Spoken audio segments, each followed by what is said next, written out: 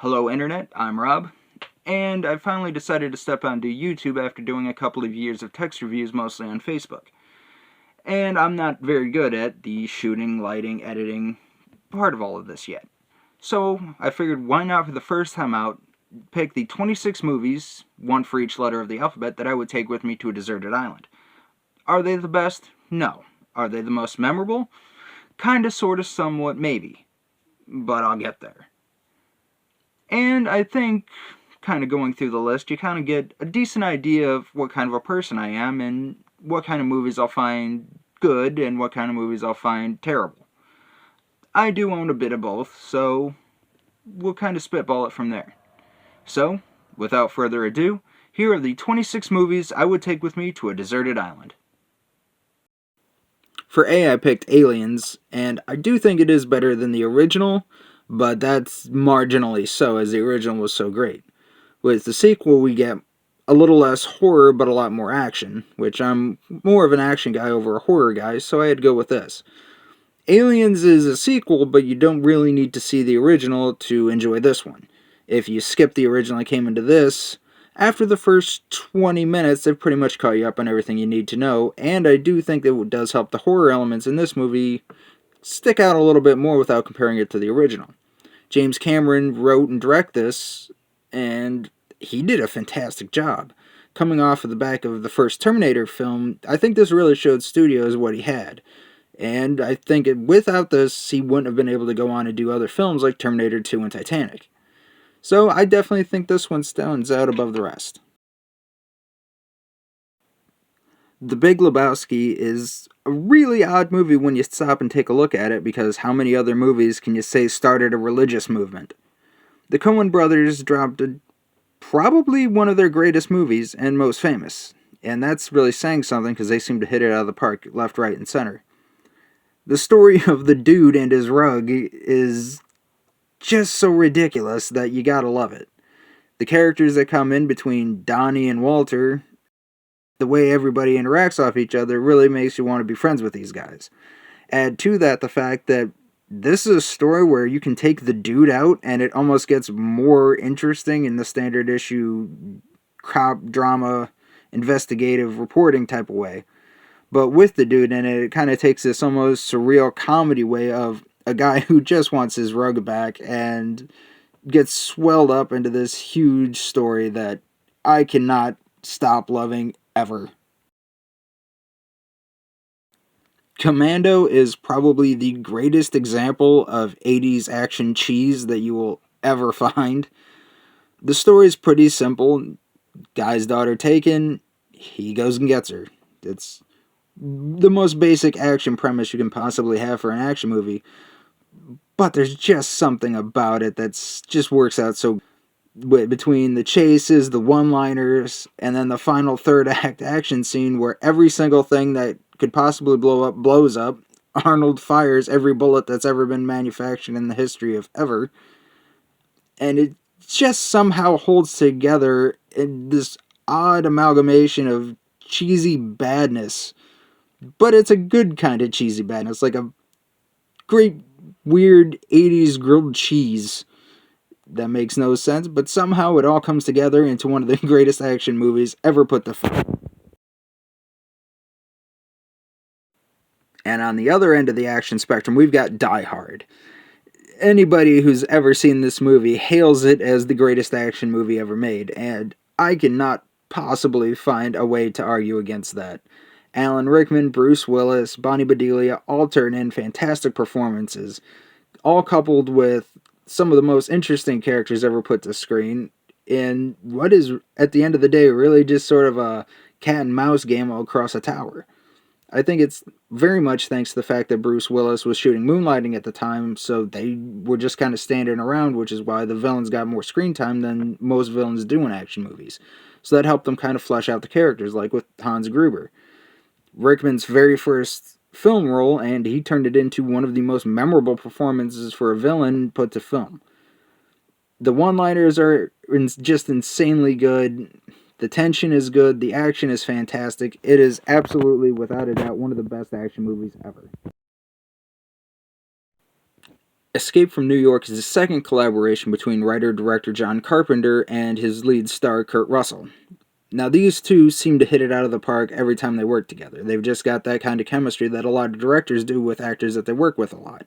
Somehow you put them together in a room, and what they give you is absolute pure gold, and this is a fantastic example of that.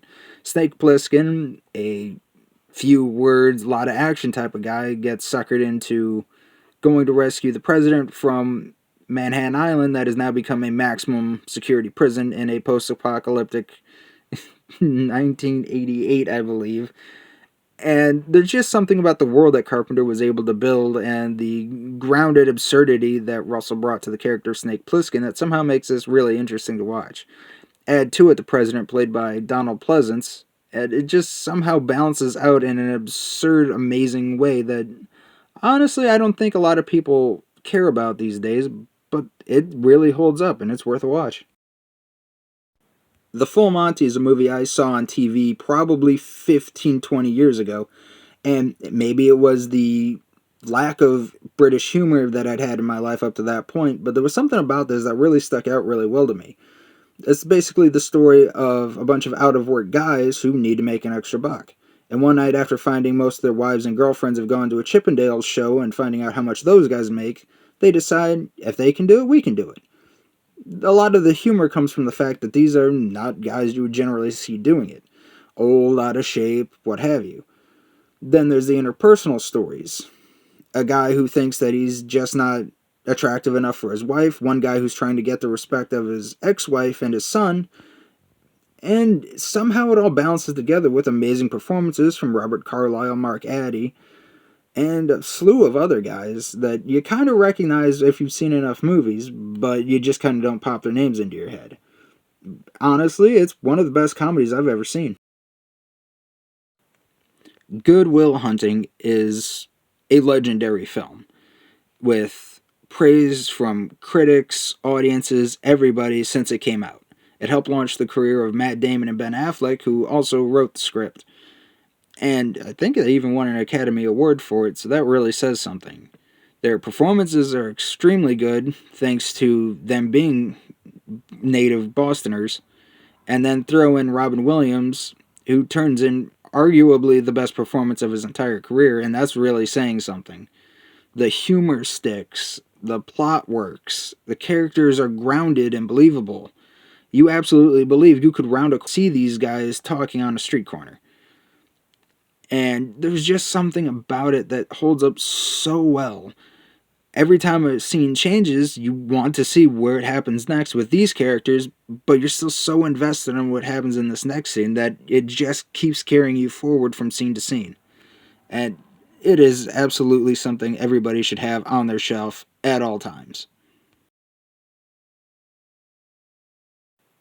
Highlander, the story of Connor MacLeod, an immortal who over the centuries has been drawn to New York for the Gathering, an event that will draw all of the remaining immortals across the planet together to battle for the prize. This movie is weird because it is legendary, but kind of under the radar legendary.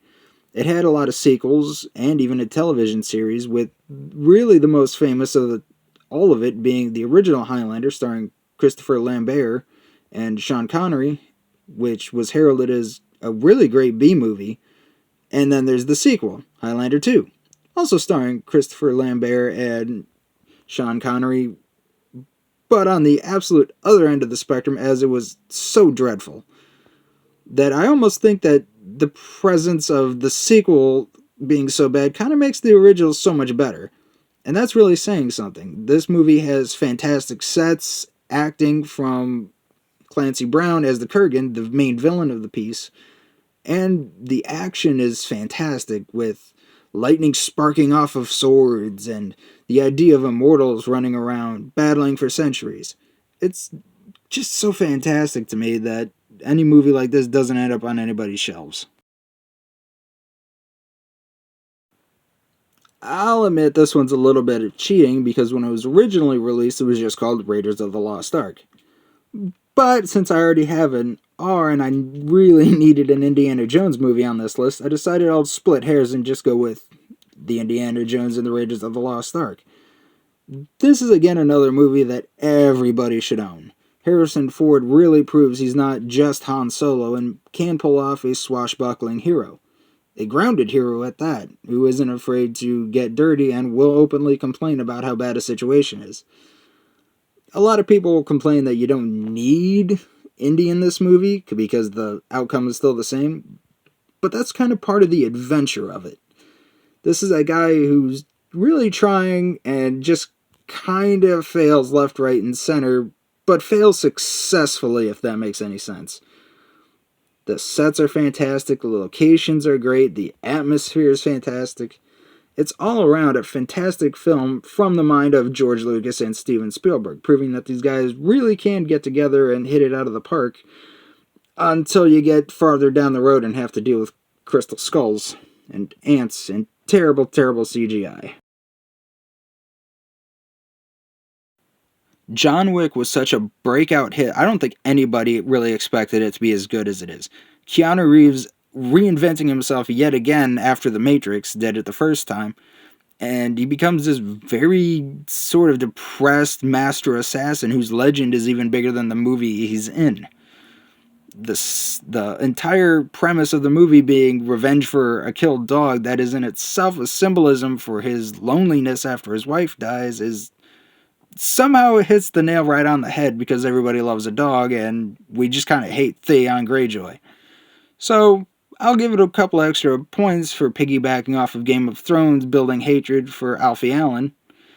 And then the world it showcases is just extraordinary. We don't get a full explanation of everything, but it's just enough to make us want to see more. We love John. We love these characters. We love the fantastic action that's all on camera with no quick cuts.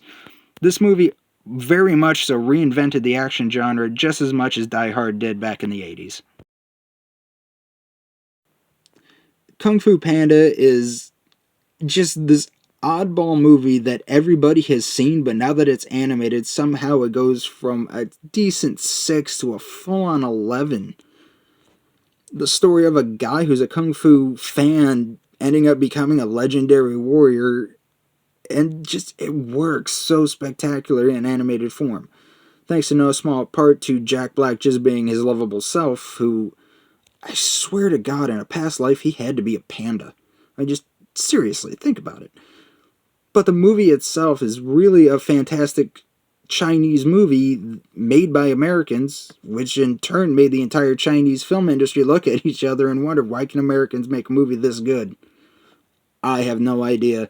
It was two trains passing in the night and somehow made thunder, because this movie is fantastic from top to bottom. Solid artwork, solid animation, beautiful action scenes. It is a movie everybody loves, from small children to older adults. It is a lovely, lovely film. Lethal Weapon 2 barely beats out the original for me, and I'm not going to gush on it too much because I do plan on covering the Lethal Weapon franchise later in the year. But I can honestly say I think that the comedy, chemistry, and action are all stepped up in this one from the original. Gibson and Glover give fantastic performances and really feel comfortable with their characters now. And plus, add on to that, Joe Pesci's arrival as Leo Getz somehow becomes a beautiful fudge-top cherry on this sundae of a beautiful action comedy. The 1999 Mummy film is a lot more action-adventure than the original Universal Mummy films were that focused mostly on horror. This one does still have horror elements, and I do think that a lot of it still holds up even 20 years later, even if some of the CGI doesn't. Fraser, Weiss, Hanna, and Vosloo all managed to bring a lot of charisma to their performances, and I will give extra points to Arnold Vosloo because this guy looks like a horror villain. And somehow, even without really any dialogue that anybody around him would understand normally, he has just such a great presence that balances so well with Brendan Fraser's. This is a film that really hit it out of the park when it came out, so much so that the day it came out, Universal called up the director, Stephen Sommers, and told him, we need a sequel. And I think even 20 years later, this is a film that everybody should have, and really everybody does love. The Naked Gun is a perfect satirical cop detective story, and Leslie Nielsen really cements the no nonsense, all nonsense Frank Drebin. Add to that a almost convoluted assassination plot with mind control and Mercado Montalban showing up as our lead villain really kind of helps cement that this came so close to being a legitimate straight up detective story, but that just kind of helps nail in just how good the comedy is. It's something that everybody should watch, everybody should own, and everybody should pass on to the next generation because it's just so damn good. The Outlaw Josie Wales is a top tier western directed and starring Clint Eastwood. Josie is a one time farmer who, after his family is murdered by Northern Union soldiers, he joins up with some Southern rebels and goes after them. But after the end of the war, thinking his entire unit has been betrayed, he goes on the run, picking up various other characters along the way in a break for freedom. The character work is really fantastic, and I've got to give a big shout out to Chief Dan George showing up about a half an hour into the film and really kind of knocking it out of the park with his chemistry with Eastwood. The entire cast holds up. I think that the story works great, and even some of the action is pretty top tier for a Western. The Princess Bride is a perfect film. No maybes or anything. It's a complete romantic fantasy with lovable characters, witty dialogue, memorable quotes, and the greatest sword fight ever put to film. From Wesley to Princess Buttercup, Humperdinck, Miracle Max, Inigo Montoya, Fetzik, every single character is top tier and memorable. Rob Reiner outdid himself, and so did every single cast member. Andre the Giant and Mandy Patinkin might just steal the show for me. I fully believe that these two have been lifelong friends and would have loved to see a sequel following them after the events of this film. Did anyone think that A Quiet Place would possibly be one of the best horror movies of the last decade? I know I didn't. I'd heard a lot of great things about it, and then I turned around and finally got to see it, and it blew me away. The sound design is absolutely top tier, and with so little dialogue, it's important. Show don't tell is something a lot of people say that a film should do, and this is an absolute pinnacle example of that. The cast is fantastic. The way the world is built, or unbuilt, I guess, for this post apocalyptic alien invasion film is really, really fantastic. John Krasinski showed that he's a very capable director, and I would love to see everything he does in the future. Roadhouse is another one of those cheesy 80s action films that everybody's dad owns and everybody's big brother watches religiously. Patrick Swayze, Sam Elliott, Jane Lynch all turn in fantastic performances. The action is solid, and I honestly think without Patrick Swayze in it, it probably would have fallen apart and just gone straight to DVD bins and forgotten to history. Yet his suave coolness really helps bring the character of Dalton to life and adds a little bit of stakes to it. Sam Elliott steals every scene he's in, but that's just kind of Sam Elliott being Sam Elliott at this point. Everybody's dad owns it, and I think everybody should own it too. Bill Murray and Harold Ramis joined the Army. The idea of half the Ghostbusters plus the same director of that film, Ivan Reitman, bringing the same oddball energy to what could have been just a screwball Army comedy that you see and forget is probably the saving grace of this film, honestly. With the help of John Candy, Warren Oates, PJ Souls, and Sean Young, and even a small appearance by Bill Paxton. Yeah, I totally forgot he was in this too. It just somehow hits that right level of absurd comedy that just kind of tickles my fancy here and there.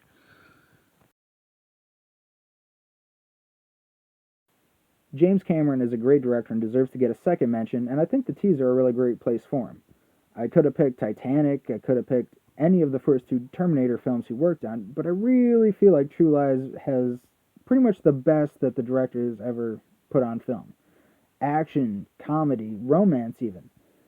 While it starts out with sort of a Jason Bourne style Schwarzenegger running around and blowing everything up, it really quickly turns around into a simple story of a husband thinking his wife is cheating on him. And the best part, I think, is really that it doesn't vilify Jamie Lee Curtis's character. You see that she's just kind of a bored housewife, thinking that her husband is just a simple salesman. Their daughter is a bit of a kleptomaniac and a rebellious teenager. And somehow it just kind of elevates the film a little bit and then swings it right back into a spy action film. It's really top tier fantastic. Schwarzenegger proves he can do comedy, even if a bit of it was accidental. Jamie Lee Curtis is sexy as all hell, and if you've seen the scene, you understand fully. Unbreakable was the second film by M. Night Shyamalan, and I think really cemented that he wasn't just a one-trick pony. Bruce Willis and Samuel L. Jackson show up here, and I think really help elevate this film and from something that could have been just straight to DVD, everybody forgets about it. It's basically a superhero story, except instead of the superheroing it up, it's all first act. Every part of it's just character driven. Willis gives a very grounded, depressed performance that I think the film really desperately needed. And Sam Jackson gave just enough of an overtopness to his character of Mr. Glass that hits the nerve that a superhero film should, but is still grounded enough for all audiences. Van Helsing, another Stephen Sommers directed and written film, and can you kind of tell I'm running out of movies? I don't think this movie deserves as much flack as it gets. And parts of it are super great, but I think Hugh Jackman and Kate Beckinsale turn in fantastic performances. Getting to see a reinterpretation of Dracula, Frankenstein's monster, and the Wolfman is really interesting. This might even be one of my favorite designs for a fully transformed werewolf. I'll probably touch on that throughout the years, but we'll see where we go. I don't think it really deserved to be as quickly forgotten, but I also don't think it's the best film ever made. I just kind of find a sweet little charm to it. From the mind of George Lucas and directed by Ron Howard comes a great sword and sorcery film. Willow, played by Warwick Davis, is a farmer and wizard in training who turns into a protector of a prophesied savior child. Add to that Val Kilmer co-starring as Mad Mardigan, the greatest swordsman who ever lived, and somehow you get a really fantastic film that I'm really glad my dad introduced me to. While the world isn't fully fleshed out, we get to see enough of it that it really makes you interested on what came next. So I'm really happy to Disney Plus for deciding to make at least a limited series following up on the events of the film.